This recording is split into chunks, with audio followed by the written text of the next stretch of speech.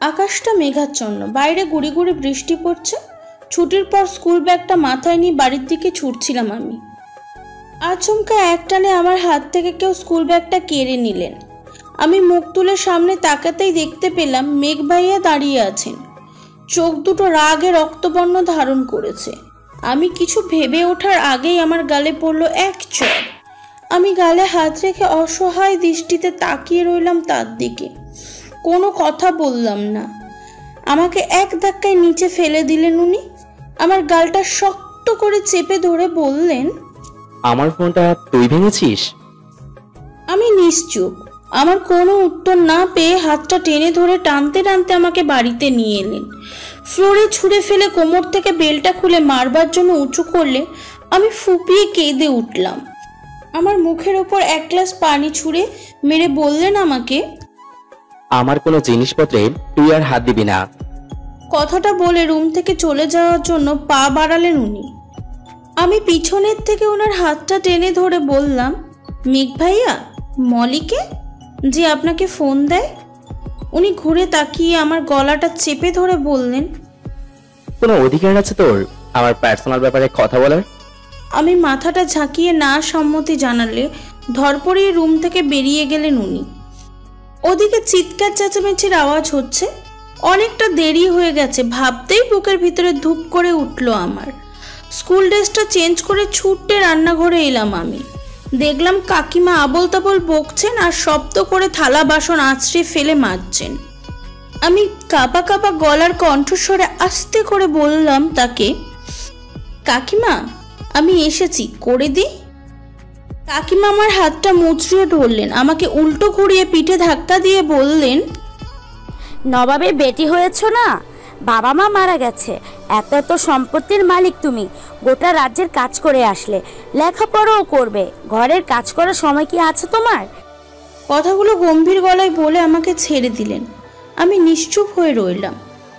আমার টলমল দু চোখের পাতা বন্ধ করে একটা দীর্ঘশ্বাস ফেলে চোখ খুললাম। সামনে তাকিয়ে বাইরের দিকে চোখ যেতে দেখতে পেলাম মেঘ ভাইয়া দাঁড়িয়ে আছে।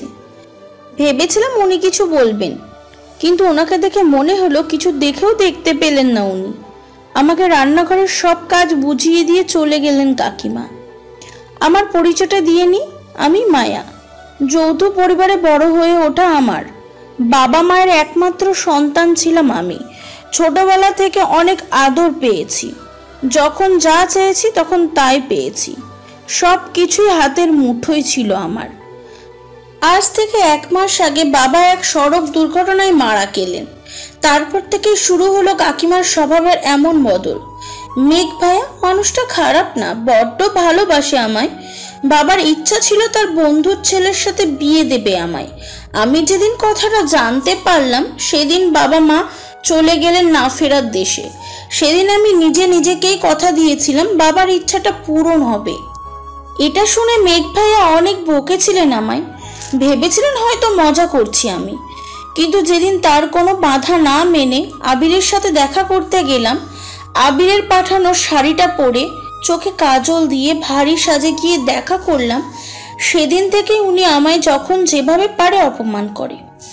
ওনার কাছে আমি এক ছলনাময়ী, এমনকি দুশ্চরিত্রা। অথচ একটা সময় আমাদের সম্পর্ক ছিল খুনসুটিময়। কখন যে রাগ ঝগড়ার মাঝে ভালোবাসাটা চলে এলো বুঝতেই পারলাম না। আমাকে শাপলা ফুল দিয়ে প্রপোজ করেছিলেন উনি। প্রচন্ড রেগেছিলাম আমি ওনার উপর। মাথার সব চুল ছিঁড়তে মন চাইছিল ওনার। প্রথমবার অফিসে জয়েন করে সবার জন্য কিছু না কিছু এনেছিলেন, শুধু আমি ছাড়া। আমি রাগে টকবক ছিলাম। সারা দিন কথা বলিনি ওনার সাথে। মাঝরাতে ভয়ঙ্কর শব্দ পেয়ে লাফিয়ে ঘুম থেকে উঠে বসে দেখতে পেলাম বাড়ির সকলে মিলে একসাথে দাঁড়িয়ে আছে আমার সামনে। জন্মদিনের উইশ করছিল সবাই আমায়। উনি দূরে দাঁড়িয়েছিলেন, সেটা দেখে আমার ভীষণ রাগ হচ্ছিল। পরের দিন যখন স্কুল থেকে বাড়ি ফিরছিলাম, আচমকা কোথা থেকে এসে আমাকে টেনে ওনার গাড়িতে উঠালেন। আমাকে নিয়ে আসলেন বাইপাস রোডের একটা প্রাকৃতিক মনোমুগ্ধকর পরিবেশে। গাড়ির উপরে উঠিয়ে আমার কাঁধে মাথা রেখে বসেছিলেন উনি। আমার রাগ এখনো ভেঙেছে কিনা জানতে চাইছিলেন। দূর থেকে দেখা যাচ্ছিল একটা মস্ত বড় পুকুর। ওনাকে হাত উঁচিয়ে দেখে আহ্লাদে সুরিয়ে বলেছিলাম, শাপলা ফুল লাগবে আমার, এনে দিন, তাহলে রাগ ভাঙবে। কাঁধ থেকে মাথা উঠিয়ে আমার মুখের দিকে তাকিয়েছিলেন উনি। কিছুক্ষণ চুপ থেকে ছুটতে গিয়ে পুকুরে দিলেন এক ঝাঁপ। আমি হাঁ হয়ে তাকিয়েছিলাম। শাপলা হাতে পুকুর থেকে উঠে কাদা পায়ে গোড়ালি ধুচ্ছিলেন উনি। আমি এগিয়ে গিয়ে পিছন থেকে খুশিতে জড়িয়ে ধরে বললাম ওনাকে, সত্যি কি আপনি এটা করলেন? উনি আমাকে টেনে নিজের সামনে এনে ভ্রু কুচকে ঠোঁট উল্টে কোমরে ডান হাত রেখে আমার দিকে তাকিয়ে রইলেন। আমাকে অবাক করে দিয়ে হাঁটু গেড়ে বসে পড়লেন। মুঠোবন্দি শাপলা ফুল আমার দিকে এগিয়ে দিয়ে বললেন, তুই কি আমায় ভালোবাসবি? আমি কিছু না বলে অবাক দৃষ্টিতে তাকিয়ে রইলাম ওনার দিকে। উনি শার্টের পকেট থেকে একটা কাগজে মোড়ানো আংটি বের করলেন। আমি ওনার হাত থেকে ফুলগুলো নিতেই উনি মুচকি এসে আমার হাতটা টেনে ধরলেন। আমার কপালে ওনার কপাল ঠেকিয়ে আদুরে গলায় বললেন, বড্ড ভালোবাসি রে তোকে। তুই কি আমার বউ হবি? আমাকে ভালোবাসবি? আমার জন্য নীলপরি সাজবি? আরে উত্তর দে না, কতক্ষণ ভেজা শরীরে দাঁড়িয়ে আছি, সর্দি জ্বর হবে তো আমার। আমি মাথাটা হালকা উপর নিচ ঝাঁকিয়ে সম্মতি জানালাম। আর আমার হাতে আংটিটা পরিয়ে দিলেন উনি। হাতে সেই আংটিটার দিকে তাকিয়েছিলাম আমি। আচমকাই উনি আমার সামনে এসে দাঁড়ালেন। আমাকে কিছু না বলে হাতটা টেনে ধরলেন। আমার হাত থেকে আংটিটা টেনে খোলার চেষ্টা করলেন উনি। আমি কিছুতেই ওনার থেকে হাত ছাড়াতে পারছি না। উনি জোর করে আমার হাত থেকে আংটিটা খুলে ফেললেন। লাল হয়ে যাওয়া চোখ দুটো দিয়ে আমার দিকে তাকিয়ে রইলেন। আংটিটা উঁচু করে আমার সামনে ধরে বললেন, এটা তোর হাতে রাখার কোনো যোগ্যতা নেই। তোর মতো ছলনাময়ী দুশ্চরিত্রা মেয়ের হাতে আমার ভালোবাসার চিহ্ন থাকতে পারে না। আংটিটা আমার পায়ের কাছে ছুঁড়ে মেরে রান্নাঘরের দরজাটা আওয়াজ করে আছড়ে ফেলে চলে গেলেন উনি। মেঘ ভাইয়ার ছোট বোন ঝিমির জন্মদিন আজ। ঝিমি আমারই ক্লাসমেট। সন্ধ্যার পর একটা ছোট্ট করে পার্টির আয়োজন করা হয়েছে বাড়িতে। মনটা ভারী হয়ে আছে আমার। ইচ্ছা করছে না পার্টিতে যেতে। ওদিকে সব ফ্রেন্ডরা চলে এসেছে। ঝিমির জোড়াজোড়িতে রাজি হয়ে গেলাম আমি। আলমারি থেকে অনেক খুঁজে একটা নীল রঙের শাড়ি বের করলাম। ঝিমি বলে গেল সকলে শাড়ি পরেছে, আমাকেও পরতে হবে। তাড়াহুড়ো করে রেডি হতে গিয়ে দরজাটা লাগাতেই ভুলে গেছি আমি। পেটিকোট পরে ব্লাউজের হুক লাগাচ্ছিলাম। এমন সময় দরজা খুলে হুট করে রুমের ভিতরে ঢুকে পড়লেন মেঘ ভাইয়া। ওনার পায়ের শব্দ পেয়ে কেঁপে উঠলাম আমি। দরজা খোলার আওয়াজে কানে আসতেই রুমের আলোটা নিভিয়ে দিলাম। ধীরে ধীরে উনি রুমের মধ্যে অগ্রসর হচ্ছেন আর আমার বুকের ভিতরটা ধুপধুপ করছে। অন্ধকারে শাড়িটা কোনো রকমে সারা শরীরে পেঁচিয়ে রুমের আলোটা জ্বালিয়ে দিলাম। আমার দিকে চোখ পড়তেই থমকে গেলেন উনি। আমার পা থেকে মাথা পর্যন্ত একবার ভালো করে দেখে নিলেন। ধীরে ধীরে আমার দিকে আগাতে লাগলেন। উনি যখন আমার খুব কাছে চলে আসলেন, আমি পিছন সরতে গিয়ে শাড়ির আঁচলটা বেঁধে পড়ে যেতে লাগলাম। উনি আমার কোমরে হাত পেঁচিয়ে কাছে টেনে নিলেন। আমি ওনার মুখের দিকে তাকিয়ে রইলাম। দেখলাম ওনার গাল বেয়ে এক ফোঁটা অশ্রু গড়িয়ে পড়ল। খুব ইচ্ছা করছিল ওনার অশ্রু ভেজা অক্ষিদ্বয় নিজে হাতে মুছিয়ে দিতে। ঠিক তখনই মোবাইল ফোনের রিংটোনটা বেজে উঠল। কেঁপে উঠলাম আমি। বিছানার বালিশের উপর ফোনটা বেজে চলেছে। স্ক্রিনে তাকিয়ে দেখতে পেলাম ইংরেজিতে বড় অক্ষরে আবির নামটি ভেসে উঠেছে। মুহূর্তেই ধ্যান ফিরল আমার। ওনার বুকে হাত বাঁধিয়ে নিজেকে ছাড়িয়ে নেওয়ার চেষ্টা চালালাম। উনি আরো শক্ত করে টেনে ধরলেন আমায়। নিজের বুকে আষ্টে পৃষ্ঠে জড়িয়ে আছড়ার ইঙ্গিতে বোঝালেন দূরে না যেতে। আমি নিজেকে সামলিয়ে ওনাকে ধাক্কা দিয়ে কিছুটা দূরে সরিয়ে দিলাম। এগিয়ে গিয়ে আবিরের কলটা রিসিভ করলাম। আবিরকে বললাম, আমি এখন বিজি আছি, সামনে এসএসসি পরীক্ষা, পড়ার অনেক চাপ, পরে ফোন দিন। কথা শেষ হতেই ঘুরে তাকাতেই মুখের সামনে ওনাকে দেখতে পেলাম। চোখ দুটো রাগে রক্তবর্ণ ধারণ করে আছেন উনি। কিছু না বলে আমার হাত থেকে ফোনটা কেড়ে নিলেন। আছড়ে ফোনটা দূরে ছুঁড়ে মারলেন। 2-3 ড্রপ খেয়ে ফোনটা দরজার কাছে গিয়ে 3 খণ্ডে বিভক্ত হয়ে পড়লে রইল। আমার হাতটা মুচড়ে ধরে উল্টো ঘুরিয়ে বললেন উনি, তোর মতন মেয়েকে দেখলেই আমার ঘৃণা হয়। কেন ভালোবাসলাম তোকে আমি? আমাকে টেনে নিজের সামনে আনলেন। নিজের বুকে হাত রেখে আমাকে নাড়িয়ে বললেন, এই বুকে যেই আগুন জ্বালিয়েছিস তা কোনো দিনও নিভবে না। ভালোবাসার অভিনয় করেছিস আমার সাথে তুই। আমার ভেতরের কষ্টটা কি তোর ওই চোখে পড়ে না? খুব কষ্ট হয় আমার, তুই কি বুঝিস না? আমার গালে হাত রেখে হালকা মাথা ঝাঁকিয়ে বললেন, দেখ মায়া, আমি তোকে কখনো বকবো না, কখনো কষ্ট দেব না।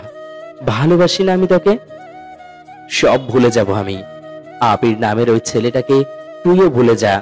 আমি তোকে বিয়ে করব, আগের মতো ওভাবেই ভালোবাসবো। তোকে অনেক ভালো রাখবো আমি, দেখিস। ওনার কথা শেষ হবার আগেই আমি ওনার শার্টের কলার হাতের আঙুলে পেঁচিয়ে টেনে ধরলাম। ওনার মুখের দিকে তাকিয়ে কাপা কাপা ঠোঁটে আস্তে করে বললাম, ভুলে যান না আমাকে। আমিও তো চেষ্টা করছি আপনাকে ভুলবার। এমনটা নয় যে আমার কষ্ট হচ্ছে না, খুব কষ্ট হচ্ছে আমার, কিন্তু আমি পারছি না। বিশ্বাস করুন, আবিরকে আমার বিয়ে করতেই হবে। ও আমার ভবিষ্যৎ। যেভাবেই হোক আমাকে আপনি ভুলে যান। কথাটা বলে ওনাকে ছেড়ে দিয়ে দূরে এসে দাঁড়ালাম আমি। পিছন থেকে কিছু ভাঙার আওয়াজ কানে এলো আমার। আমি পিছন ঘুরে তাকালাম না। কিছুক্ষণ পর আমার হাত টান পড়তে পিছন ঘুরে দেখতে পেলাম রুমে কিছু জিনিসপত্র ভেঙে পড়ে আছে। কাকিমা আমার সামনে দাঁড়িয়ে চোখ দুটোর আগে গজগজ করছে। আমি কিছু বুঝে ওঠার আগেই আমার গালে পড়ল এক চড়। গালে হাত দিয়ে অসহায় দৃষ্টিতে তাকিয়ে রইলাম আমি কাকিমার দিকে। কাকিমা আমার মাথা চাপড়িয়ে বললেন, নবাবের বেটি হয়েছ না, রুমের জিনিসপত্র ভেঙে চুরমার করে রেখেছ। বাড়ি ভর্তি মানুষজন, তাদের দেখাতে হবে না? রেগে গেলে তুমি কি করো? তো কার উপর রাগ দেখে এসব ভেঙেছো তুমি? আমার উপর? সবাইকে দেখাতে চাও তোমার কাকিমা তোমায় কি অত্যাচারটাই না করে? তোমাকে দিয়ে বাড়ির সব কাজ করায়।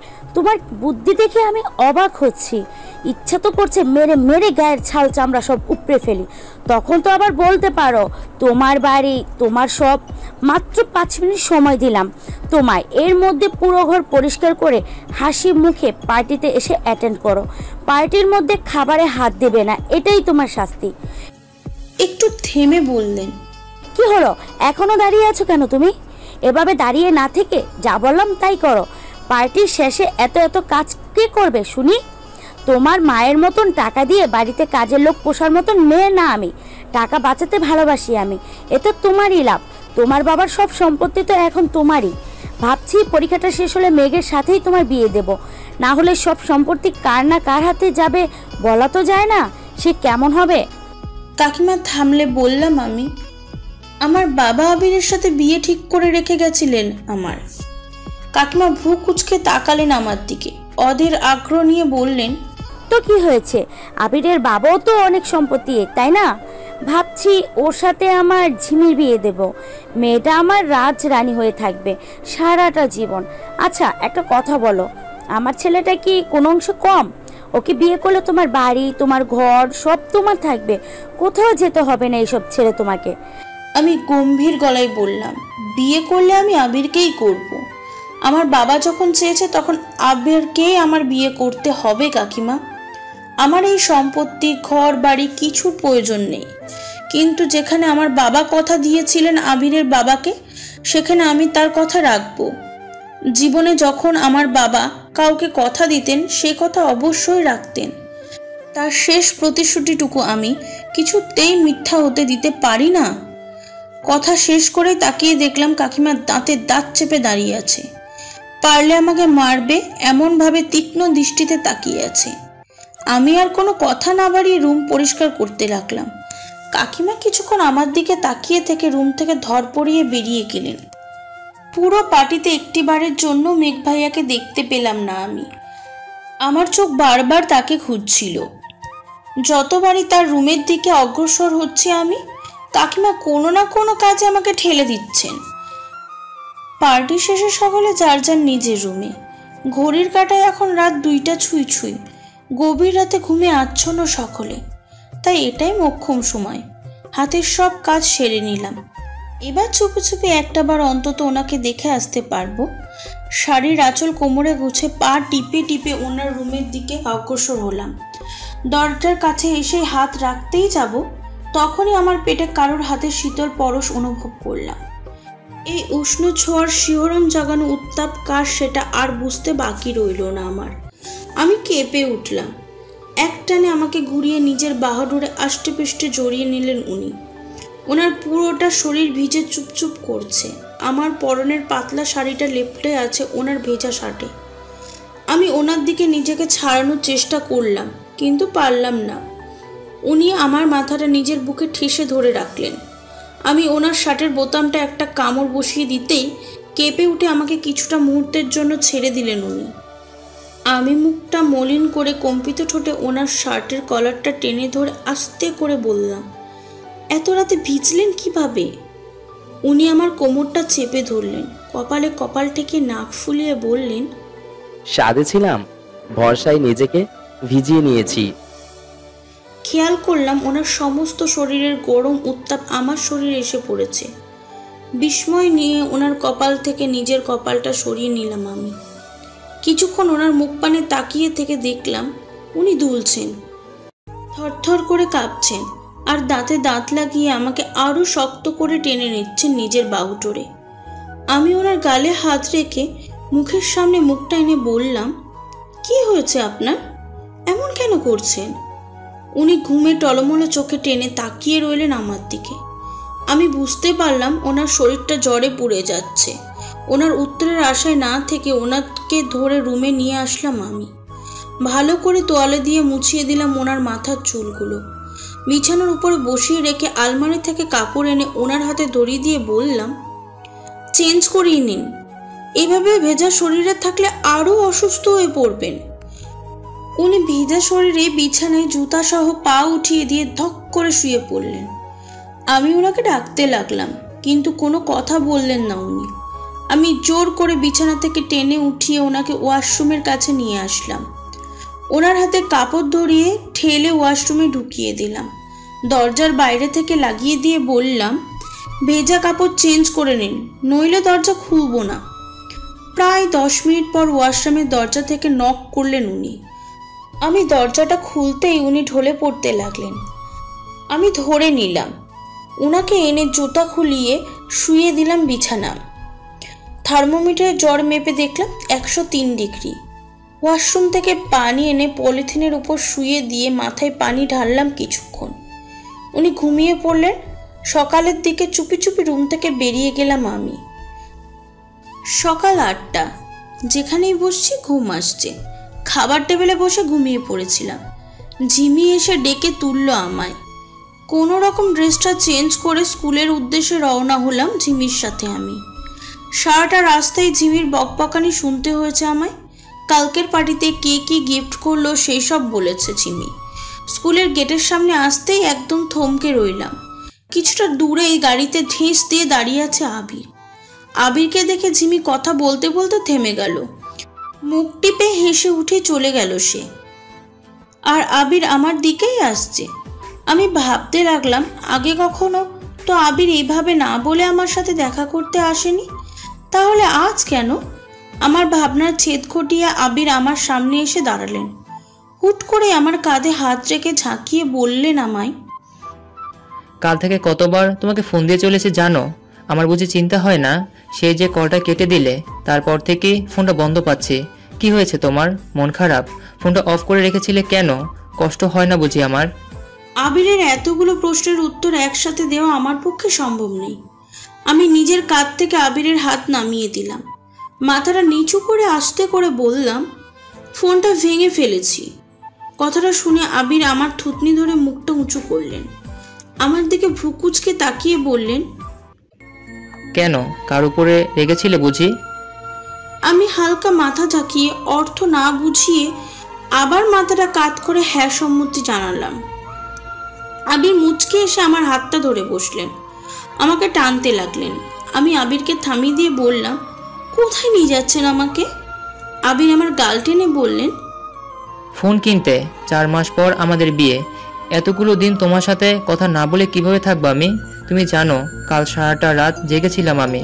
ভেবেছিলাম কিছু হয়তো হয়েছে তোমার, নয়তো তুমি আমার ফোনটা কেন তুলবে না? আমি আবিরের হাত থেকে হাতটা ছাড়িয়ে নিয়ে বললাম, যখন বিয়ে হবে তখন দিয়েন।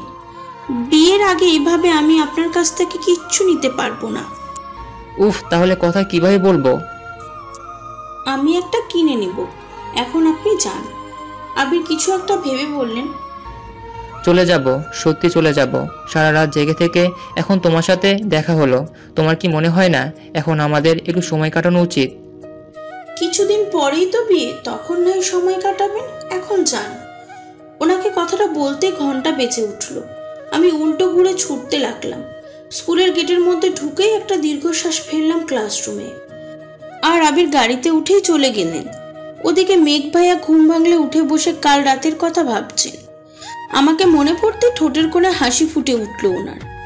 কাকিমা ঘর ঝাড়ু দিতে এসে ওনার সামনে বলে উঠলেন, আচ্ছা মেঘ, মায়াকে তোর কেমন লাগে? ভাবছি তোকে ওর সাথে বিয়ে দেব। কথাটা শুনেই চমকে উঠলেন উনি। বিছানা থেকে নেমেই কাকিমার সামনে এসে দাঁড়িয়ে বললেন, এসব কি বলছো মা? ঠিকই বলছি, মায়ের সাথে আমার গতকাল কথা হয়েছে রাতে। মেঘ ভাইয়া খুব আগ্রহ নিয়ে জিজ্ঞাসা করলেন, মায়া কি বলছে? আর আবির? সেটা নিয়ে তোর ভাবতে হবে না। আবিরের জন্য আমাদের ঝিমি আছে না, রাজরানী হয়ে থাকবে আবিরের বিয়ে করলে রিমি। কথাটা শুনে উনি অনেক খুশি হয়ে গেলেন। মেঘের মনটা আজ ভীষণ ভালো, কি করবে তা নিজেও জানে না।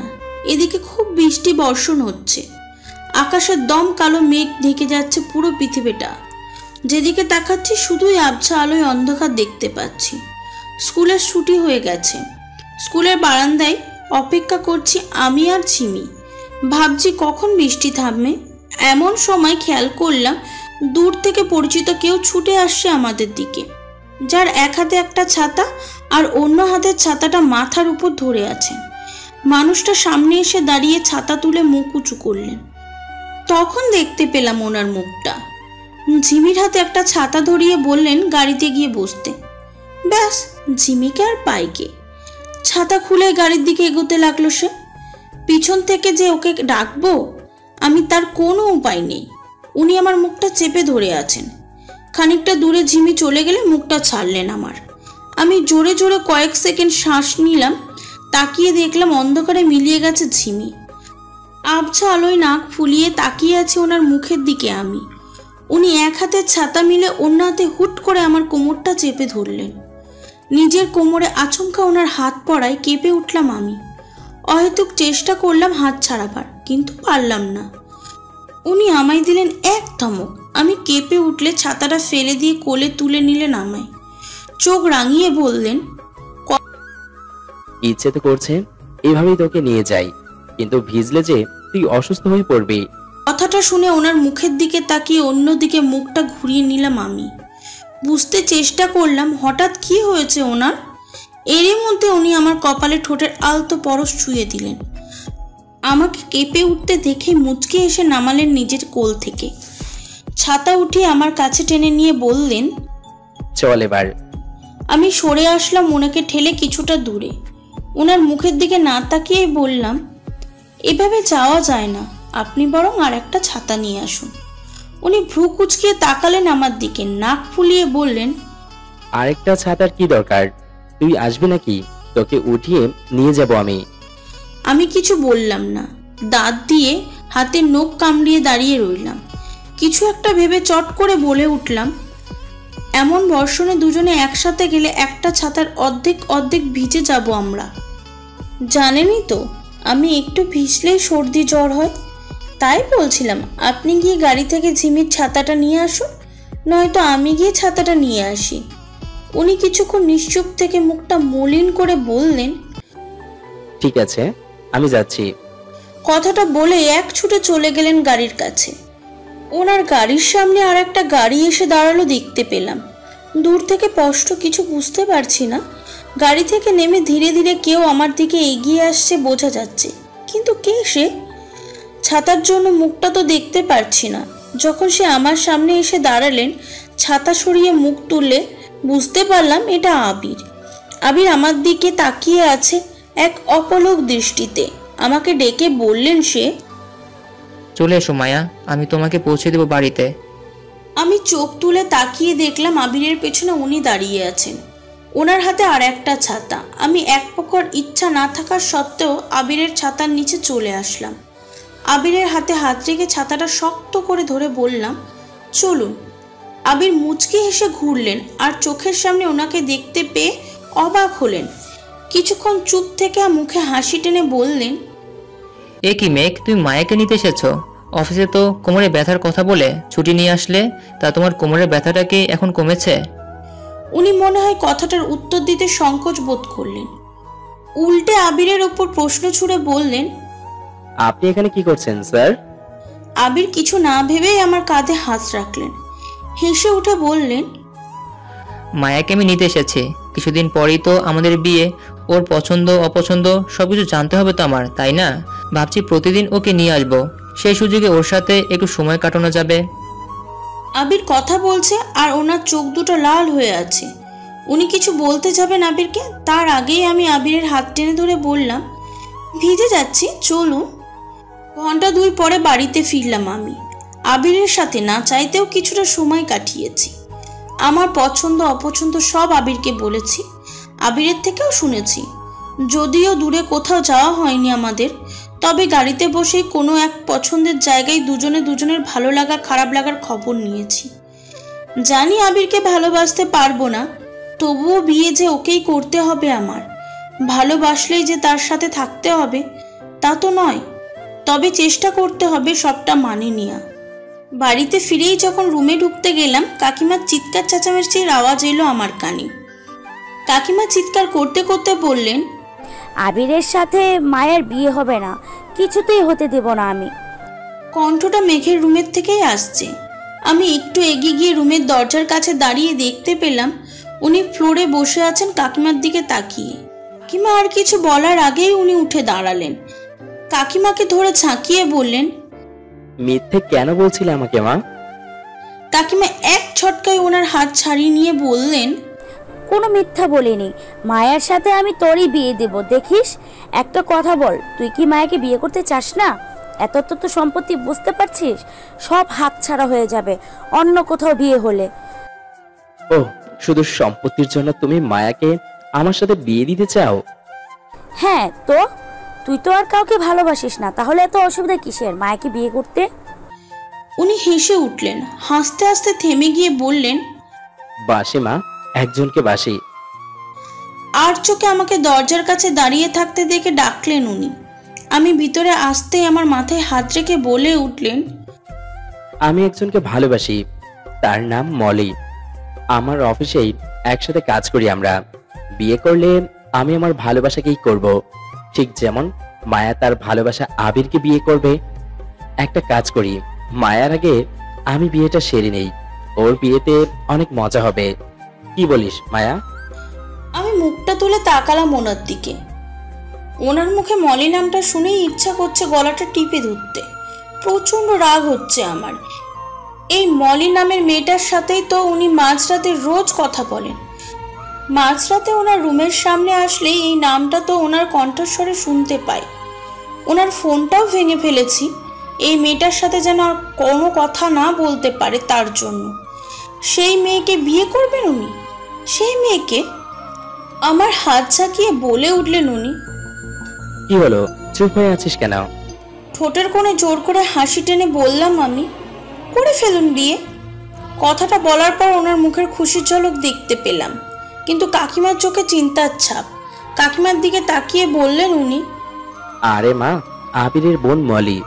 অফিসে মলি আমার সিনিয়র আর আমি ওর অ্যাসিস্ট্যান্ট। কাজের শুরুতেই মলি আমায় প্রপোজ করেছিল, কিন্তু আমি পাত্তা দিতাম না মলিকে। মেয়েটা অনেক ভালোবাসে আমায়, এখন বুঝতে পারলাম ওর ভালোবাসাটা।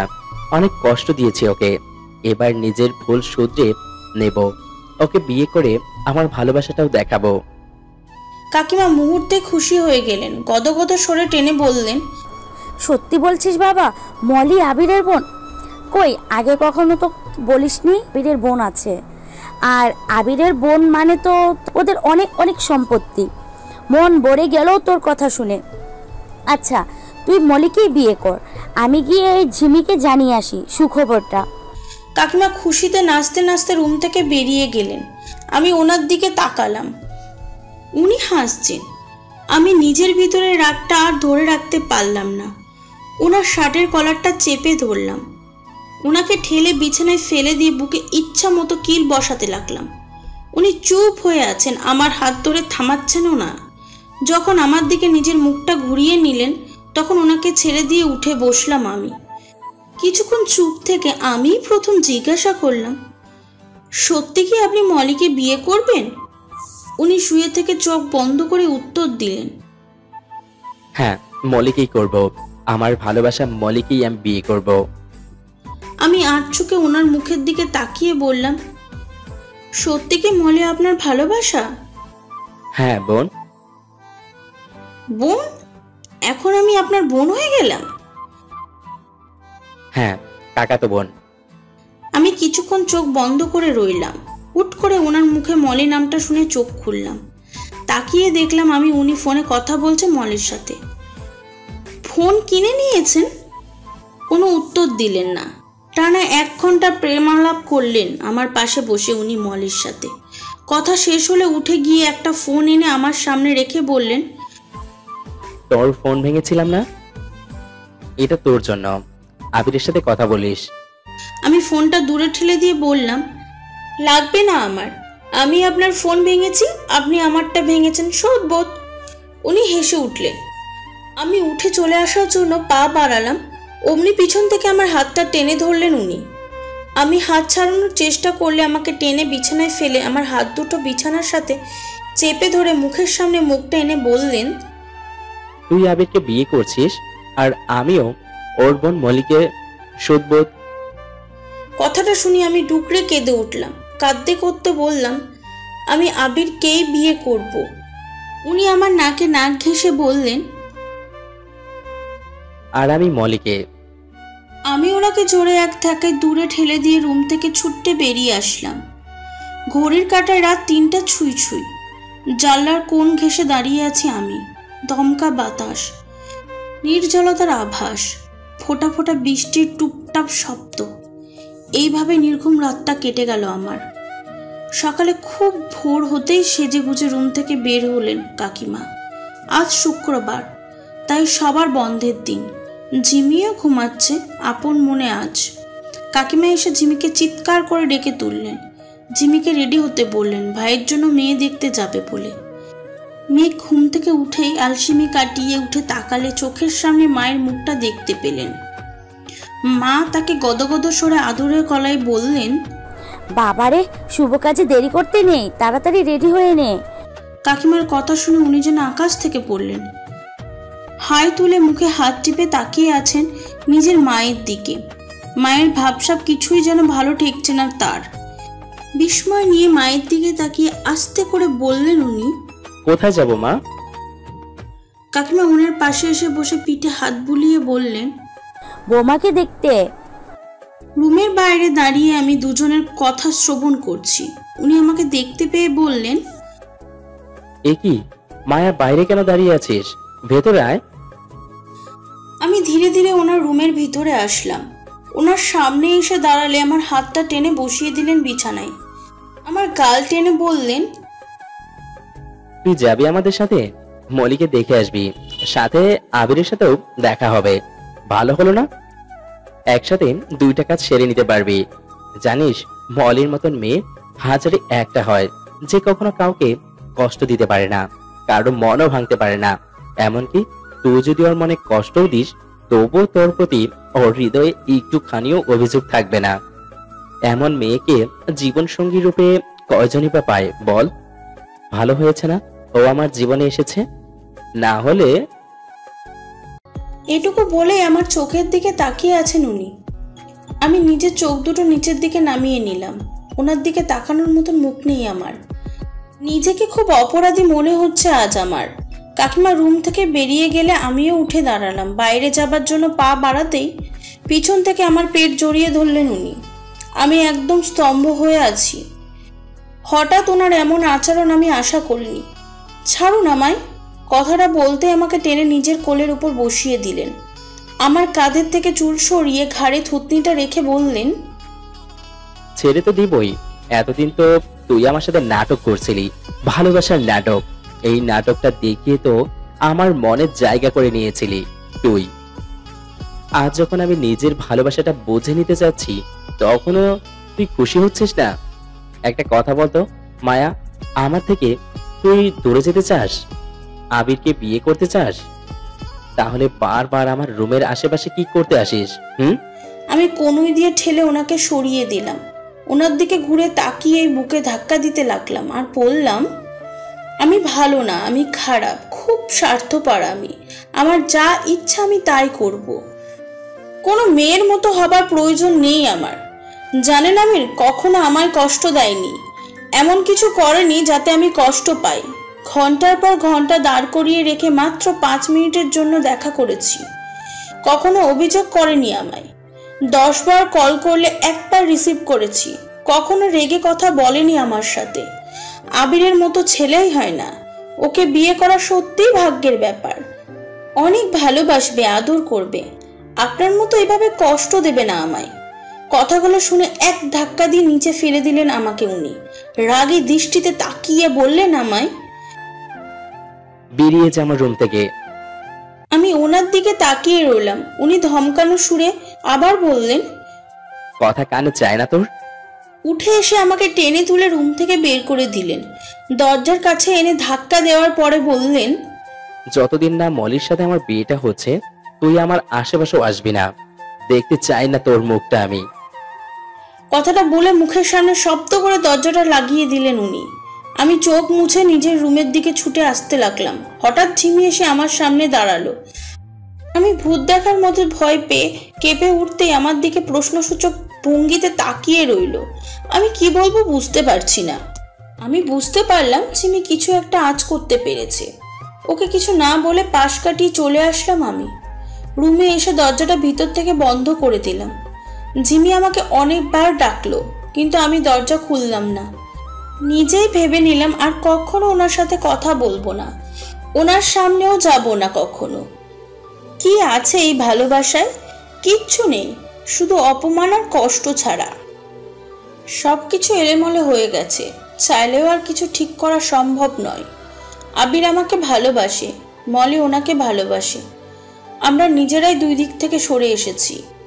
এই পিছুটান মায়া এগুলো একদিন ঠিক চাপা পড়ে যাবে ভিতর থেকেই। তাই আমাদের সরে আসাই উত্তম। সব ভালোবাসা তো পূর্ণতা পায় না।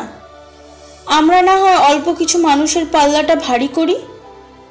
সকাল গড়িয়ে দুপুর হতে চললো। এখন আমি নিশ্চুপ হয়ে রুমের মধ্যে বন্ধ দরজার আড়ালে বসে রইলাম। কেউ এসে আমাকে ডাকলো। শুনতে পেয়েই নড়ে উঠতেই কাকিমার গলার কণ্ঠস্বর। কাকিমা আমাকে ডাকছে আর 1 সপ্তাহ পর ওনার আর মলির বিয়ে ঠিক করে এসেছে বলে। অবশ্য আমি জানতাম কাকিমা আজই বিয়ে ঠিক করে আসবে। ভদ্রতা বজায় রাখতে দরজাটা খুললাম আমি। কাকিমা আমার মুখের উপর ঠেসে ঠেসে 2টো মিষ্টি ভরে দিলেন। আমাকে জড়িয়ে ধরে গাল টেনে বললেন, মলি, যদি এই বাড়ির বউ হয় তাহলে তো তোর ননদ হবে মলি, তাই না? আচ্ছা মা, কখনো বলিস না ও বাড়ি গিয়ে আমার দুর্নাম। বুঝতেই তো পারছিস, শাশুড়ি বলে কথা, আমার মান সম্মান থাকবে না, ছোট হয়ে যাব ওদের কাছে আমি। কথাটা বলেই আমার কপালে চুমু দিয়ে মিষ্টির প্যাকেটটা আমার হাতে উপরে রেখে যত ইচ্ছা তত মিষ্টি খেতে বলে চলে গেলেন কাকিমা। আমি 2 মিনিট হা হয়ে তাকিয়ে আছি। কাকিমার ব্যবহারে এত পরিবর্তন দেখে তার চেয়েও বেশি ভালো লাগছে বাবা মা চলে যাওয়ার পর আজ প্রথম কাকিমা আমার সাথে এত আদুরে গলায় কথা বললেন। খুশিতে আমার 2 চোখে পানি বাঁধ মানল না। আমাকে বাড়িতে এখন আর কোনো কাজ করতে দেয় না কাকিমা। সারাদিন একান্তে থাকি, মনের ভিতরটা ভার হয়ে আছে। উনিও আমার সাথে দেখা করেন না। ফোনটা ভেঙে যাওয়ার পর থেকে আবিরের সাথে আর কথা হয় না, যার জন্য আবির আসে আমার সাথে দেখা করতে। কেন জানি আবিরকে মন খুলে কিছু বলতে পারি না আমি। আবির একাই কথা বলে, আমি শুধু শুনি। ধীরে ধীরে বিয়ের দিন যত আগাচ্ছে ততই যেন বেশি ভেঙে পড়ছি আমি। আবির আমার সাথে কথা বলে বুঝতে পারত, কিন্তু সমস্যাটা খুঁজে পেত না। আমি নিজেই আবিরকে বললাম সাহস করে কথাটা, আবির, মলি আপনার ছোট বোন না? আপনি যদি মলির আগে বিয়ে করেন তাহলে ক্ষতি কিসের? মলির তো বিয়ে হবেই। আমি চাই আপনার বিয়েটা মলির আগে হোক, যেন আমি নিজের ননদের বিয়েতে আনন্দ করতে পারি। আমার মুখে কথাটা শুনে আবির বিস্ময় নিয়ে তাকালেন। প্রথমে মনে হয়েছিল হয়তো ভুল কিছু বলে ফেলেছি, কিন্তু পরে বুঝতে পারলাম আবির আমার কথায় বেশি খুশি হয়েছে। আমাকে কিছু না বলে পরের দিন আবির ওর বাবা মাকে নিয়ে আসলেন। বিয়ের কথা কাকিমাকে বললে আর না করতে পারেনি সে। কাকিমা নিজে হাতে সব আয়োজন করছে। জানি না কথাটা উনি শোনার পর কতটা রিয়াক্ট করেছেন, কারণ আমরা এখন আর দুজন দুজনের সামনে আসি না। গায়ে হলুদের পর্ব শেষ, সন্ধ্যার পর বিয়ে। খুব কান্না পাচ্ছে আমার এবার। এত রাগ, এত ঘৃণা একটা মানুষ কিভাবে করতে পারে যে একবারও আমার সামনেও আসলেন না। অনেক কেঁদেছিলাম, কেউ হয়তো বোঝেনি আমার কান্নার কারণটা। ঝিমিকেও বলেছি একবার তো ভাইয়াকে ডেকে দিবি, আমি কিছু বলতে চাই, কিন্তু ঝিমি কোনো গুরুত্ব দেয়নি আমার কথায়। কোনো মতে বিয়েটা শেষ হতেই বিদায়ের সময় আমার চোখ দুটো ঘুরে ঘুরে সেই মানুষটাকে খুঁজছিল, তার কোনো দেখা পেলাম না। গাড়িতে উঠলে জানালার পাশে মুখটা ঘুরিয়ে বসে আছে আবির।